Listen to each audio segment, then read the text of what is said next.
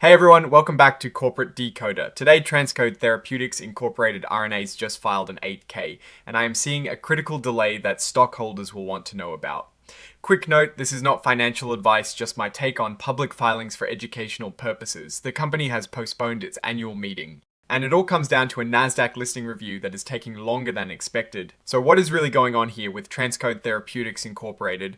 Well, they held their 2026 annual meeting of stockholders on the 2nd of July, but they had to push it back to the 20th of July.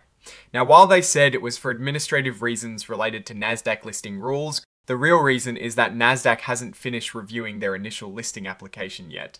This is important because one of the big votes planned for this meeting was to approve the conversion of preferred stock into common stock, and that approval is needed before Nasdaq can finalize their review. Think of it like this: Nasdaq needs to give the company the green light to stay listed or to list on their exchange, and certain big company decisions, like converting different types of stock, need approval from shareholders before Nasdaq is ready. So TransCode had to pause the meeting to give Nasdaq more time to do its homework. Now, the company says they believe they meet the criteria for listing on the Nasdaq Capital Market, but they cannot guarantee Nasdaq will approve it or when.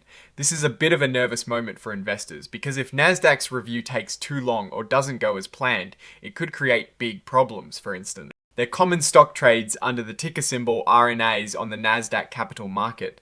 The company is also pointing out that they are an emerging growth company, which means they get to follow some less strict rules for now. The core issue here is this delay in Nasdaq's review. It is holding up a key shareholder vote. The company is still encouraging everyone to vote by the 19th of July, or even up until the reconvened meeting on the 20th of July. Essentially, they are saying please send in your votes now so that when the meeting does happen, they have a clearer picture and are better prepared. This situation is not entirely unique. We've seen other companies face similar hurdles with exchanges. For example, when a company is trying to get listed or maintain its listing, unexpected delays in regulatory reviews can cause uncertainty.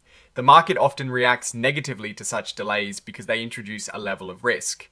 Investors want certainty, and a pending exchange review creates the opposite. Now, the company has included a standard forward-looking statement section. This is basically them saying that anything in this report about future expectations or plans are just predictions.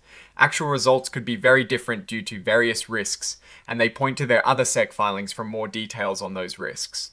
They are being careful not to promise anything they can't deliver, which is pretty standard legal practice. They also remind everyone that this filing could be seen as asking for votes regarding the annual meeting. They've already sent out a proxy statement earlier this year, and they are urging shareholders to read that and any other documents filed with the CSE because they contain important information about the meeting, including the proposals stockholders will be voting on. They also mentioned that their proxy statement and other filings are available for free on the SEC's website. This section is about who might be influencing the vote. It includes the company's executives and directors, information about these individuals, and their interest is available in that proxy statement filed back in June. Essentially, they are disclosing who is involved in asking for shareholder votes. And finally, we have the signature block. This is where Thomas Fitzgerald, the Chief Financial Officer and Secretary, signs off on the report confirming that it is accurate to the best of his knowledge. He is dated it the 2nd of July 2026, the same day the initial meeting was held. So, what is my take on all of this? The main story here is the Nasdaq listing review delay. It is a crucial administrative hurdle that is forcing TransCode Therapeutics to postpone a key shareholder vote. While the company expresses confidence in meeting listing requirements, the uncertainty around Nasdaq's approval introduces a significant risk.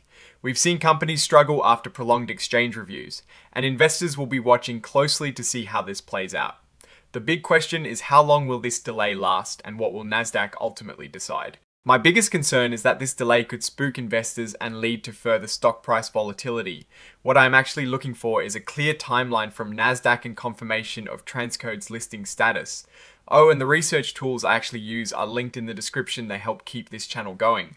That is my take. Stay decoded. If this analysis was valuable, hitting that like button really helps, and subscribe for more deep dives. Don't forget to check out the Discord in the description.